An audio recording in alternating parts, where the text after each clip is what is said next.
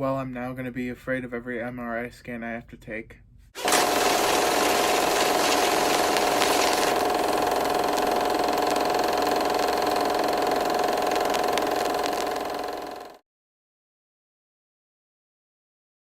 Insidious the Red Door is finally in theater, which was kind of a stupid title because there's a red door in every single one of these movies. But regardless, Insidious the Red Door is now in theaters.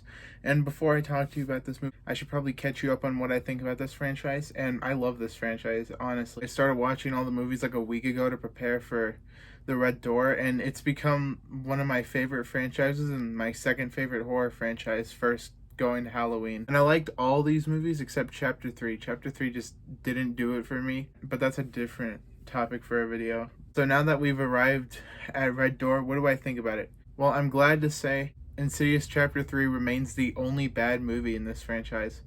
But unfortunately, I think The Red Door is the second worst of this franchise. It's not a bad movie. It's a good movie. It's an enjoyable one. But it's just not a great movie. The make it or break it for this movie, and it determines whether you're going to like or hate this movie, is the plot line where Dalton is off to college and he's having relationship issues with his father, constantly fighting, and they don't get along with each other. And if you can't get into that stuff, then you're not going to like this movie, just flat out. But for me, I did enjoy most of that stuff. Sometimes there were a few scenes that did drag on for a little longer than they needed to, but overall, I enjoyed the subplot. It gave us a lot of development for our characters, Dalton and Josh, and it introduced us to a great new character, Chris, which, besides Josh and Dalton, she was my favorite of the entire movie. If they continue this franchise, which I really hope they do, I would really like for them to find a way to bring her back because she was a highlight of this movie. Now, the main question most people are going to be asking walking into this movie is the horror good? And I'd say it's alright. It's not terrible, but outside of jump scares, it doesn't really do much to scare you, and overall, I wouldn't call this movie scary. I don't think we've had a scary Insidious movie since Insidious Chapter 2. But yeah, if jump scares are your thing, then this movie will probably scare you. If they're not, then you probably won't be scared during that movie.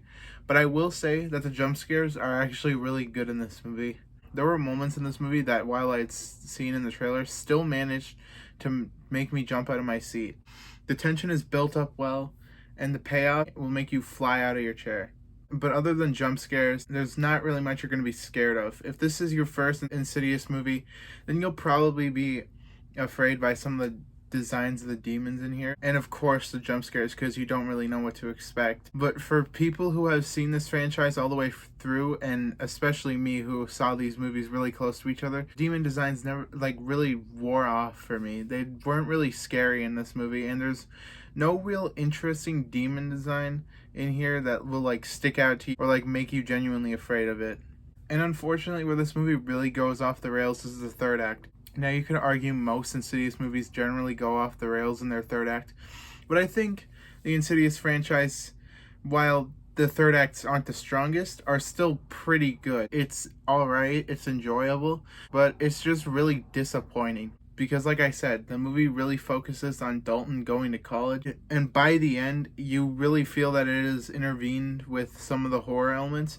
There's definitely horror moments in the first two acts, but by the end, you don't feel like there was a ton of build up to the third act. If you've seen the trailers for this movie, you've seen the entire third act. It was just a really disappointing third act, and it's really where the movie went off the rails for me. But overall, like I said, Insidious the Red Door isn't a bad movie. It's just a good movie. It's enjoyable. It's a good movie to me, but it's not going to be like the Insidious magnum opus, if you know what I mean. I'm going to give Insidious the Red Door a 6 out of 10.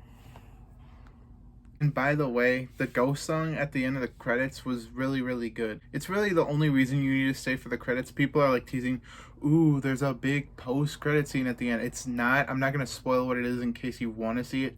But it's really not a post-credit scene. It's more so just a 5-second tease to maybe a potential sequel. But yeah, guys, that's about it. Let me know what you guys thought of Insidious the Red Door down in the comments section. And stay tuned for my review of Mission Impossible Dead Reckoning. But with that said, thanks so much for watching, and I'll see you guys next time. Bye.